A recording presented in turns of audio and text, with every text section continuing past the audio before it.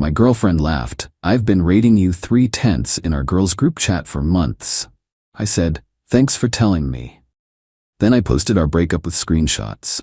Her friends were messaging me their apologies within minutes. I, 27 male, was having drinks with my girlfriend Cassie, 25, and her friends last Friday night. We'd been together for 14 months, and I thought things were solid. Not perfect, but solid. After her third margarita, Cassie was getting loud and giggly. Her friend Brooke made some joke about rating guys, and Cassie burst out laughing. "Oh my God, like how I've been rating Ethan a 3 out of 10 in our chat for months." The table went silent. Everyone stared at her, then at me. I took a sip of my beer. "Thanks for telling me." Cassie's face went from drunk happy to oh shit in about 2 seconds. "Babe, I was joking." "Which part? The rating or the months?" It's just girl talk. We all do it." I looked at her friends. Brooke was studying her napkin like it contained the secrets of the universe. Jade was frantically texting under the table. Mira actually mouthed, "I'm sorry," at me. "Cool. Well, I'm gonna head out." "Ethan, don't be dramatic. It doesn't mean anything." I stood up, put $40 on the table for my drinks, and left. Cassie followed me outside. "You're seriously mad about this? It's just a stupid game we play." "You've been mocking me to your friends for months. That's not a game, that's just cruel." "I wasn't mocking you. The rating system is about boyfriend potential, not, boyfriend potential. We've been together over a year." She went quiet. "Cassie, what's my rating based on?" "It's stupid." "Tell me," she sighed. "Income, looks, bedroom stuff, social status, and future potential." And I'm a 3. The scale is harsh. Even Leonardo DiCaprio would only get like a 7. So I'm less than half a Leonardo DiCaprio? That's not. You're twisting it. I pulled out my phone and opened Instagram. Started typing a post. "What are you doing?" "Breaking up with you." "What? You can't break up with me over Instagram." "Watch me." The post was simple. Single again. Apparently I've been a 3/10 boyfriend for months according to my now ex's group chat ratings. For anyone interested, I rate being single 10/10. I tagged her and hit post. Her phone started buzzing immediately. "You're such an asshole," she screamed. "I'm a 3/10 asshole apparently. Have a good night, Cassie." I walked to my car and drove home. By the time I got there, my phone was exploding. Update 1. So I woke up to 237 notifications. Here's the breakdown. Cassie sent 43 messages ranging from "please talk to me" to "you're pathetic" to "I'm sorry" to "you ruined my life" and back to "please answer." But the interesting part? Her friends were messaging me too. "Ethan, I'm so sorry. I always told her it was messed up. You deserve better." "Hey, just wanted you to know not all of us participated in that rating thing. Cassie and Brooke were the main ones." "Even Brooke? I know you probably hate me, but Cassie was way out of line. The whole thing was her idea, and she was always the meanest about it." But here's where it gets really interesting. Mira sent me screenshots. Oh my God. These weren't just ratings, they were detailed breakdowns. Cassie had written paragraphs about my shortcomings. Some highlights. "Ethan's sweet, but he's never going to make real money. His job is so basic. I'm a physical therapist. I make good money and help people recover from injuries. The sex is vanilla. I've tried to spice things up, but he's too respectful. It's boring." She literally never communicated wanting anything different. "He wears the same 5 shirts. It's embarrassing when we go out. I wear clean, fitted clothes. Sorry I don't have a different outfit for every day of the month. His friends are nerds. Game night is social suicide. My friends are engineers, teachers, and healthcare workers who like board games. His mom calls too much? Red flag much? My mom calls once a week to check in." But the worst part? She'd been screenshotting our private conversations and sharing them, including one where I opened up about my anxiety after my dad's cancer diagnosis. Her comment on that one: "Daddy issues alert." I felt physically sick. Then I noticed something else in the screenshots. While Cassie was rating me a 3, she was rating her work friend Theo a 9. The same Theo she was just friends with. The same Theo whose Instagram stories she was always the first to view. I posted the screenshots to my story with the caption, "For anyone wondering why we broke up, this is who she really is." My DMs exploded. Update 2. The fallout has been incredible. First, Cassie's work friend, Theo. Yeah, he has a girlfriend. Had. His girlfriend Layla saw my posts, did some digging, and found out Cassie and Theo had been having lunch dates and after-work drinks for months. Layla dumped him and thanked me for inadvertently exposing everything. Cassie tried damage control. She posted this long thing about how I violated her privacy and was emotionally abusive for sharing private conversations between friends. Nobody bought it. Her coworkers saw the posts. Her professional networking Instagram has 800+ followers, mostly people in her industry. Several commented things like, "This is unprofessional. Wow, this explains a lot. Keeping it classy, I see." Her boss follows her. He saw everything. Then came the group chat implosion. Mira sent me more details. Apparently, this rating system had been going on for 2 years. They rated every guy they dated. But here's the kicker. Cassie was rating other girls' boyfriends too. She gave Jade's boyfriend a 2 and wrote, "I don't know how she can stand looking at him." Jade found out. Their friendship exploded. She rated Brooke's ex a 9 and commented, "Brooke fumbled hard. I would have locked that down." Brooke found out. Another friendship destroyed. The entire friend group turned on each other. Everyone was screenshotting old messages, exposing ratings, revealing secrets. It was like watching a reality show, but worse because these were real people destroying real relationships. Cassie's sister Emma reached out to me. "I'm sorry about my sister. She's always been like this. She did the same thing to her college boyfriend. Mom and Dad are mortified." Even better, remember how Cassie said Leonardo DiCaprio would only get a 7? Someone found her old tweets from 2019 where she called herself a 10-10 catch and too good for most guys. The ratio on those tweets was brutal. Someone commented, "Ma'am, you're a 3/10 human being and that's being generous." Update 3. Cassie showed up at my apartment. She looked rough. Her usually perfect makeup was smeared, hair in a messy bun, wearing sweatpants. "Can we talk?" "There's nothing to talk about. I got fired. That's not my problem. It's because of your posts.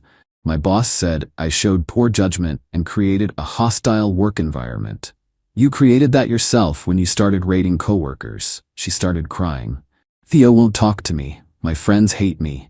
My parents are disgusted. Even my therapist says I need to take accountability." "Okay? I'm sorry. Is that what you want to hear? I'm sorry I rated you." "You're not sorry you did it. You're sorry you got caught." "That's not true." "Cassie, you did this for months. You shared private conversations about my dad's cancer. You called my anxiety daddy issues. You don't get to apologize your way out of this." People say things they don't mean with friends. For 14 months, that's not venting, that's just who you are. She tried a different approach. "Remember when we first met, at Devin's party? You said I was the most beautiful girl there." "Yeah, and you apparently thought I was a 3/10. That's not, the scale doesn't measure everything. What does it measure then? Because according to your messages, I fail at income, looks, bedroom, social status, and future potential. That's literally everything. You know what? Fine. You want the truth? You are a 3. You're boring, your job is mediocre, you dress like a dad, your idea of fun is board games, and yeah, the sex was forgettable. I settled for you because I thought you'd be grateful." There it was. The real Cassie. "Thanks for the honesty. Now get out." "I didn't mean that." "Yes, you did. And that's fine. I'd rather be a 3/10 with integrity than whatever you are. Leave." She left, but not before saying, "You'll never find someone as good as me." I laughed. Actually laughed. "Cassie, I've already had 3 dates this week. Turns out a lot of women appreciate a boring, stable guy with a steady job who treats them with respect." Her face was priceless. Update 4. The universe has a sense of humor. Remember Layla, Theo's ex? She reached out to me last week to thank me again for exposing everything. We got coffee, then dinner. We're taking things slow, but she's amazing. Smart, actually communicates, and get this, she thinks physical therapists are literally heroes because I helped her mom recover from knee surgery last year. Small world. But that's not even the best part. Cassie's rating system went viral on TikTok. Someone made a video about it with screenshots, and it has 2.4 million views. The comments are brutal. Imagine rating your boyfriend while being unemployed. She rated him 3/10, but he paid for everything? Make it make sense. The lack of self-awareness is astronomical. She called him vanilla, but her idea of spicy was Theo from accounting? She became a meme.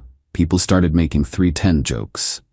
There's a whole trend of people rating absurd things like, my goldfish is a 310, doesn't contribute to rent, but at least he's honest about it. Cassie had to delete all her social media. She moved back in with her parents. Emma, her sister, told me Cassie tried to get a job, but 3 places Googled her and said no thanks. The friend group never recovered. Brooke moved to another city. Jade is in therapy working through trust issues. Mira actually apologized again and said this whole thing made her reevaluate how she treats people. But here's the karma kicker. Cassie's mom called me. This sweet woman was almost in tears. Ethan, I'm so sorry about what Cassie did. We didn't raise her to be like this. It's not your fault, Mrs. Robinson. I saw those messages about your father. How is he? He's doing better. In remission, actually. Thank God. Please tell him we're praying for him. And Ethan, you're a wonderful young man. Don't let anyone tell you otherwise. Thank you, Mrs. Robinson. Also, and I shouldn't say this, but you were the only boyfriend of hers we actually liked. My husband said you're a 10-10 son-in-law material. That actually made me tear up a bit. Final update. This will be my last update because life has moved on and honestly, so have I. Cassie sent me one final email. I had blocked her everywhere else. It was long, probably 2,000 words. The gist, she's in therapy, realized she has issues with vulnerability, and used the rating system as a way to feel superior because she was deeply insecure. She admitted she was threatened by my stability because she felt like she didn't deserve it. She sabotaged our relationship because she was scared I'd eventually leave her for someone better. Plot twist. I actually believe this might be genuine self-reflection. I replied, I'm glad you're getting help. I genuinely hope you become a better person, but please don't contact me again. She respected that. Some final updates. Layla and I are officially together. She jokes that she's dating a 3/10 king. She actually made me a coffee mug with that on it. My friends threw me a 3/10 party where everyone dressed purposely badly and we played board games all night. I got a promotion at work. Turns out my mediocre job values me quite a bit. Theo tried to reach out to clear the air. I left him on read. Mira started dating one of my nerdy friends from game night. They're adorable together. My Instagram following went from 200 to 15K. I post physical therapy tips now. A dating app reached out wanting to use my story for an ad campaign about authentic connections. I said no. The weirdest part? This whole experience made me more confident. I spent over a year thinking I was lucky to have Cassie, that I should be grateful she chose me. Finding out she thought I was beneath her while I was bending over backward to make her happy, it was devastating but also liberating. Like, I'm the same person I was before. I make the same money, wear the same clothes, have the same friends, but now I know my worth isn't determined by someone else's arbitrary rating system. I'm a good person, a good partner, and apparently a good son-in-law material. To anyone reading this going through something similar, you are not someone else's rating. You're not a number on a scale. You're a whole person deserving of respect and genuine love. Don't settle for someone who sees you as settling. And Cassie, if you're reading this and I know someone will send it to you, I hope you're doing better. I hope therapy helps. I hope you learn to see people as more than numbers. But mostly, I hope you learn to see yourself as more than a number too. Because that's probably where all this started. Thanks for following this wild ride, Reddit. I'm gonna go live my magnificent 3/10 life now. P.S.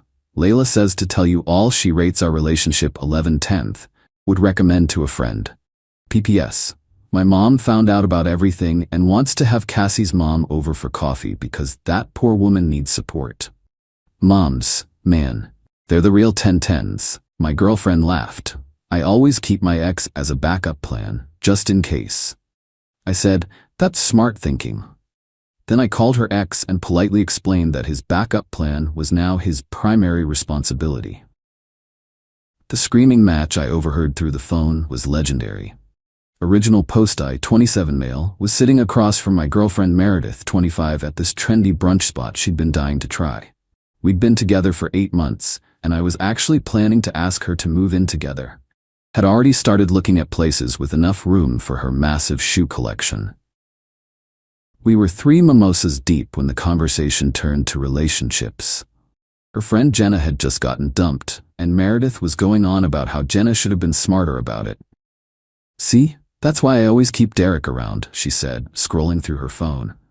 "Smart girls always have a backup plan." I nearly choked on my eggs Benedict. "Derek? Your ex-Derek?" She laughed. Actually laughed. "Yeah, we still text all the time. He's always asking me out for coffee or drinks. I keep telling him maybe someday. Gotta keep those options open, you know? Just in case things don't work out with us." The way she said it. So casual, like she was talking about keeping an extra phone charger in her purse. "That's interesting," I managed. "Oh, come on, don't be insecure. Every girl does it. Derek's still totally into me. He literally told me last week he'd take me back in a heartbeat. It's nice knowing I have that safety net, you know? Like if you ever screwed me over or whatever, I wouldn't be alone." I took a long sip of water. "Does Derek know he's your backup plan?" Obviously not in those exact words. I just keep him interested enough. Send him selfies sometimes, laugh at his jokes, that kind of thing. He thinks we're building a friendship. That might lead somewhere. She made air quotes and rolled her eyes. "Men are so easy." "That's actually pretty smart thinking," I said calmly. She beamed. "Right? My mom taught me that. Never burn bridges with guys who treated you well. You never know when you might need them." We finished brunch. She kissed me goodbye, said she was going shopping with her sister. I smiled, waved, went home. Then I pulled out my phone and found Derek Morrison on social media. Wasn't hard. Meredith had him in like half her photos from 2 years ago. His number was listed on his business profile. Real estate agent. Perfect. The phone rang twice. "Derek Morrison, how can I help you find your dream home today?" "Hey Derek, this is James. I'm dating Meredith." Silence. Then, okay? Is everything all right?" "Yeah, totally fine. Just wanted to chat real quick. So apparently you're Meredith's backup plan. She told me over brunch. Thought you should know that your position has been upgraded." "What? What are you talking about?" "She literally told me she keeps you around as a backup in case we don't work out. Strings you along with selfies and flirty texts." Her exact words were, "Men are so easy," when explaining how she keeps you interested. I could hear his breathing getting heavier. "Listen, man," I continued, "I don't do backup plan relationships. So congratulations, you've been promoted from backup to primary. She's all yours. I'm done." "Wait, she said I was her backup plan? She said that?" "Word for word, dude. Laughed about it too. Said she keeps you thinking there's a chance so she has a safety net. Pretty clever, actually." The silence stretched out. Then I heard it. A sort of strangled, angry sound. That absolute I've been waiting for 2 years. She said she needed time to heal, to find herself. I turned down dates because I thought we were working towards something. "Yeah, well, now you know. Anyway, she's at the mall right now. Probably buying stuff with the credit card her backup plan gave her. Some investment banker named Keith she mentioned once. You might want to clarify your position with her." "Are you serious right now? She has multiple backups?" Apparently it's what smart girls do, according to her. Her mom's advice. What came next was beautiful. Derek absolutely lost it. Not at me, at the situation. The man went on a full 10-minute rant about waiting, about the friendly coffee dates where she'd touch his arm and say, maybe when the time is right, about the nights he stayed home because she might call. "I'm such an idiot," he finally said. "Nah man, you were just decent. That's not stupid, just unfortunate. But hey, now you know. Do with that information whatever you want." "What are you gonna do?" "Already did it. She's single now, she just doesn't know it yet." Hung up, packed everything of Meredith's from my apartment into 2 boxes. Her toothbrush, her backup makeup, the hoodie she claimed, the spare phone charger she left, everything. Then I waited. Update 1. The fallout started exactly 73 minutes after my call with Derek. My phone exploded with texts from Meredith. "What did you do?" "Derek just called me screaming. He says you told him I was using him? This is insane. Call me right now." "James, this isn't funny. Why aren't you answering? Are you seriously ignoring me? You had no right to contact him." Then the calls started. 15 in a row. I let them all go to voicemail. Finally picked up on attempt 16 because I was genuinely concerned she might drive over. "What the hell is wrong with you?" She started screaming before I even said hello. Hey Meredith, what's up? Don't you what's up me. Derek just called me and went absolutely ballistic. He called me a manipulative witch, said he's blocking me on everything. He told me what you said. Okay? Okay? You told him I was using him as a backup plan. I mean, weren't you? That's literally what you said at brunch. I just passed along the information. Thought he had a right to know where he stood. That was private. Between us. Was it though? Because you seemed pretty proud of it. Besides, I figured since you're so smart about keeping backup plans, you'd appreciate me streamlining the process. Now you can activate your primary backup without waiting. That's not. I don't want Derek. I want you.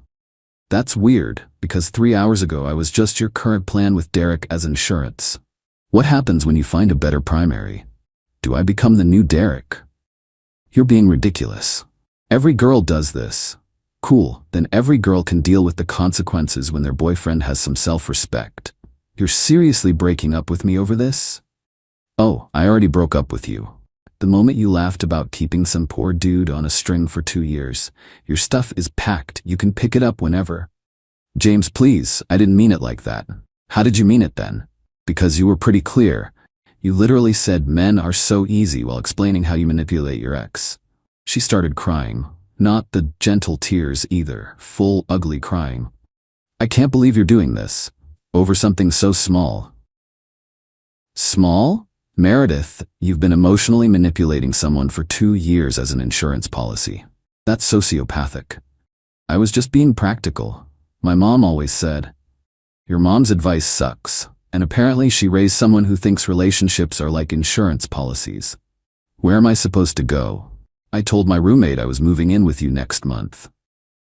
Sounds like a you problem. Maybe check with Keith, the investment banker? He's backup number 2, right? Dead silence. Then, how did you? You mentioned him like 3 weeks ago. Said he was still totally obsessed with you from some dating app. These details stick when your girlfriend is literally collecting men like Pokemon cards. I cannot believe you're being such a baby about this. And I can't believe I dated someone who thinks keeping a roster of backup dudes is normal. Your stuff will be outside my door. Don't knock. James, wait, I hung up. 20 minutes later, her sister Natalie started texting me. Then her best friend Carly. Then her mom. The mom who gave her this brilliant advice. Mom's text was my favorite. James, Meredith explained the misunderstanding. You're overreacting to a silly girl talk conversation. She didn't mean anything by it. Please be the bigger person here, I responded. Mrs. Robinson, your daughter literally admitted to stringing along her ex for 2 years as a backup plan on your advice. That's not silly girl talk, it's manipulative behavior you apparently encouraged. Your daughter is single now. Maybe teach her some actual relationship values instead of how to treat people like safety nets. She called immediately. I didn't answer. Update 2. So the Derek situation got even better. Turns out my boy Derek went full scorched earth. He screenshotted everything. 2 years worth of Meredith's texts leading him on. The I just need time messages. The you're so special to me, maybe someday conversations. The selfies with captions like, thinking of you. Thinking of you. He posted it all on his Instagram story with the caption, when you find out you've been someone's backup plan for 2 years. Guys, don't be me. If she's not choosing you, you're not chosen. It went locally viral. Like 5,000 views in 3 hours viral. Meredith called me sobbing. How could you let him do this to me? Let him? I don't control Derek. He's his own person, unlike how you saw him apparently. Everyone is calling me horrible things. My coworker saw it. My dad saw it. Yeah, consequences suck, don't they? You ruined my life. No, your behavior ruined your life. I just made sure Derek knew the truth. What he did with it was his choice. I'm getting messages from random men calling me a manipulator. Well, don't you dare. Meredith, you literally manipulated someone for 2 years. If the shoe fits, I need you to tell Derek to take it down. I actually laughed. Why would I do that? Because you loved me. Past tense is correct, and people who love each other don't keep backup plans. They don't string along exes. They don't treat their partner like they're replaceable. This is insane. It was just insurance. Insurance is for cars and houses, Meredith, not relationships. Then came the kicker. Her mom showed up at my apartment. Actually showed up. This 55-year-old woman in designer workout clothes standing at my door like she was ready to give me a stern talking to. "We need to discuss this situation," she said, pushing past me into my apartment. "There's no situation. Meredith and I are done. You don't end an 8-month relationship over girl talk."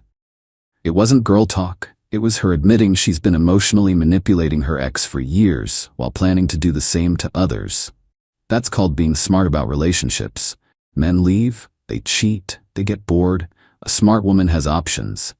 And a decent person doesn't string along human beings as options. She actually rolled her eyes at me. "You're young. You don't understand how the world works. I understand that you raised your daughter to view relationships as transactions and people as insurance policies. I raised her to never be vulnerable, to never be left with nothing. You raised her to be a user, and now she's facing the consequences. She's devastated." "Good, maybe she'll learn something." Mrs. Robinson pulled out her checkbook, an actual checkbook. "What will it take to fix this? 5,000? 10? Are you seriously trying to pay me to date your daughter?" "I'm trying to fix the mess you created." "I didn't create anything. I revealed it. There's a difference, and you can't buy someone's self-respect." She stood up, furious. "You're making a mistake. Meredith is a catch. Meredith is a manipulator who learned from the best, apparently. Your check won't change that." She stormed out, but not before saying, "You'll regret this when you're alone." I'd rather be alone than be someone's placeholder while they keep their options open. Later that night, I got a text from a number I didn't recognize. It was Keith. The investment banker backup plan number 2. "Hey man, Derek told me what happened. Similar story here. She's been leading me on for months. Thanks for exposing this. Saved me more wasted time." Turns out Derek and Keith connected after the Instagram explosion and compared notes. Meredith had been working the same game with Keith. Sporadic texts, occasional coffee dates, just enough attention to keep him hoping. Keith added me to a group chat. It was him, Derek, and 2 other guys, Ryan and Anthony, all Meredith's backup plans. She'd been juggling 4 dudes as insurance policies while we dated. She told me I was special, said we had unfinished business, kept saying the timing wasn't right yet. Anthony, my dumbass, actually waited for her. The funniest part? They weren't even mad at each other or me. Just at the situation. Derek suggested they all get drinks to celebrate their freedom from backup plan purgatory. I declined the invite, but wished them well. Update 3. Final. It's been 3 weeks since Brunchgate, and the entitlement escalation has been something else. First, Meredith tried the suicide threat route. Sent me a photo of pills with "This is your fault" as the caption. I immediately called 911 for a welfare check and forwarded the image to her parents and sister. Cops showed up, found her totally fine, just trying to manipulate me. She got a talking to about wasting emergency resources. Her dad finally seemed to realize his daughter had issues and apologized to me via text. Then came the pregnancy scare. She texted claiming she was late and might be pregnant. I responded with, "Interesting, considering we haven't slept together in 6 weeks and you had your period 3 weeks ago. Also, I got a vasectomy 2 years ago, which you know. Try again." She actually responded, "I forgot about that." The desperation was real. But here's where it gets properly unhinged. Meredith decided if she couldn't have me, she'd destroy my reputation. She made a TikTok, a whole-ass TikTok about me being emotionally abusive for isolating her from her support network, aka Derek and the backup squad. It got 50,000 views before Derek commented with all the screenshots. The comment section turned into a bloodbath. Her own video became evidence against her. Someone found Keith's LinkedIn and he confirmed the story. Ryan posted his text threads. Anthony wrote a whole paragraph about waiting 2 years for her to be ready for something real. She dirty deleted everything, but the internet is forever. Someone screen recorded it and reposted it with the title, "When Your Manipulation Backfires, a Masterclass in Consequences." Last week, she said one final email. Not a text, a whole formal email like this was a business negotiation. "James, I've had time to reflect on our relationship and the recent events. I'm willing to forgive you for violating my privacy and sabotaging my friendships with Derek, Keith, Ryan, and Anthony. I believe we can move past this with the following conditions. 1. You publicly apologize for contacting my friends without permission. 2. You compensate me for the emotional distress. $10,000 seems fair. 3. We attend couples counseling, which you'll pay for. 4. You delete all evidence of our private conversations. 5. We start fresh with the understanding that my past relationships are not your concern. I think these terms are more than fair considering the damage you've caused to my reputation and mental health. I'm willing to give us another chance despite everything. Please respond within 48 hours, or I'll assume you're not interested in being mature about this. Love, always, Meredith. The audacity was so stunning I actually laughed out loud. I forwarded it to the backup squad group chat. Yes, we're all still in touch, they're actually cool dudes, with, y'all see this shit? Derek responded, the delusion. Love always? 10K for emotional distress. Anthony, she really said she'll forgive you. I crafted my response. Meredith, no. To clarify, no to all of it. No to your conditions. No to your forgiveness that I didn't ask for. No to your relationship that no longer exists. You spent 2 years manipulating 4 different men as backup plans. You admitted to this like it was clever. You learned this behavior from your mother and saw nothing wrong with it until it had consequences. Your reputation wasn't damaged by me, it was revealed by your own actions.